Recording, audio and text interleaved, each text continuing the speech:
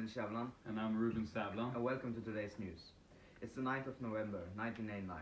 Something amazing has just happened. The Berlin Wall has finally fell after 28 years.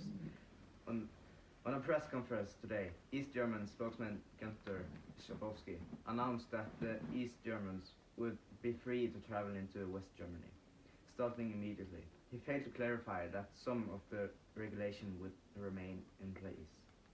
Passport checks have been abandoned, and people are crossing the border unregistered.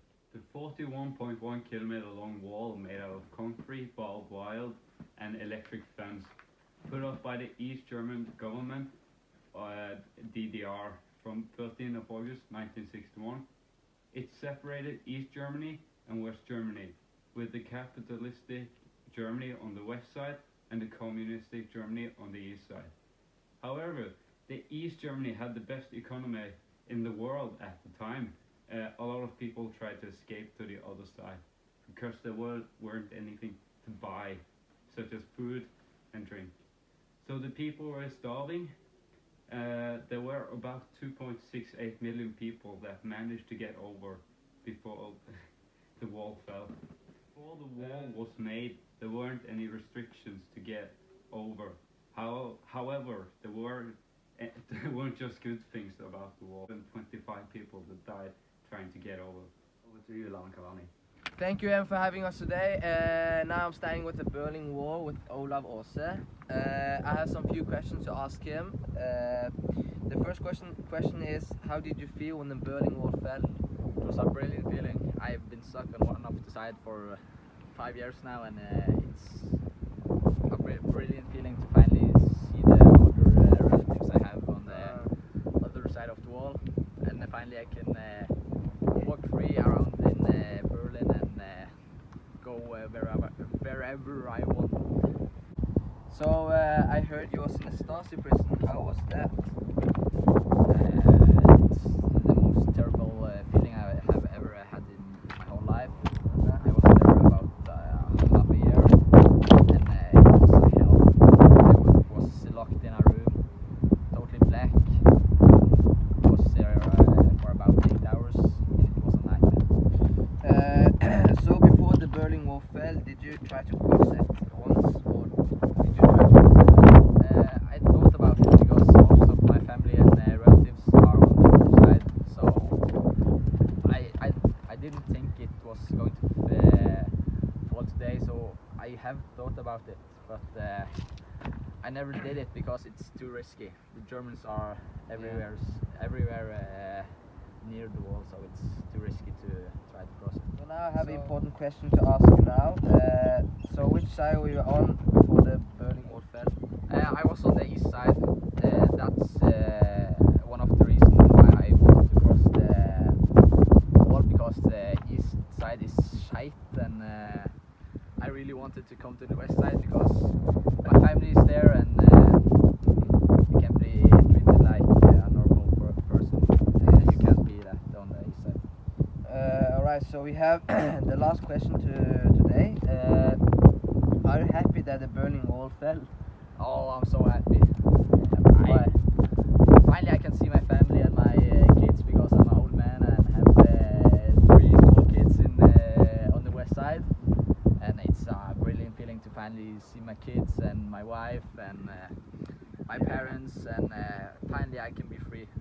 Yes, I understand. For about 5 years I was locked in a small town. I hated it.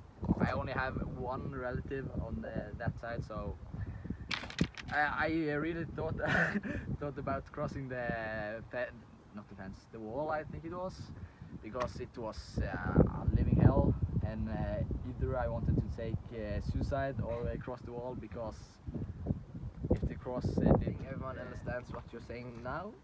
yeah, I'm saying it's a brilliant feeling that wall fell, because yeah, you know why. Alright, Finally I so can play for Bayern München. thank you, Olav Åse. It was a pleasure having you today. Thank you. We are now going back to Emil Skjæveland and Ruben Savlan. Thank you, Lana. The Cold War has officially ended, and these are some of the war scenarios from the Cold War. One of them is the Cuba crisis. The crisis lasted from the 16th of October to the 25th of October 1962. It was a confrontation between the United States and the Soviet Union. In response to the failed Bay of Pig invasion of 1961 and the presence of American Jupiter ballistic missiles in Italy and Turkey, Soviet leader Nikita Khrushchev decided to agree to the Cuba request to place nuclear missiles on the island. The 1962 United States election were underway, and the White House had for months denied charges that it was ignoring dangerous Soviet missiles 90 miles from Florida. The US established a naval blockade to prevent further missiles from reaching Cuba. After a long period of tense negotiation, an agreement was reached between the US President John F. Kennedy and Khrushchev. Publicly, the Soviets would dismantle their offensive weapons in Cuba and return them to the Soviet Union, subject to the United Nations verification in exchange for a US public declaration and agreement to avoid invading Cuba again. The United States also agreed that it would dismantle all the US-built Jupiter MRBMs, which had been deployed in Turkey against the Soviet Union. All offensive missiles and light bombers had been withdrawn from Cuba. The blockade was formally ended and on November 21st, 1962. The other crisis was the Vietnamese War. The war lasted from 1950 to 1975, so the war lasted for 25 years. And it basically was a war between the communist North Vietnam and the capitalistic South Vietnam. The North Vietnam had the upper hand and almost won the war in 1957. But then America went ahead to help the South side because they were afraid of the domino effect. So America came to help and almost won the war for the South side. But the Soviet and the Chinese didn't like that America helped the South side. So the Soviet and the Chinese helped the North side. However, the South side was close to win. They didn't. And in 1973, the American soldiers were sent home.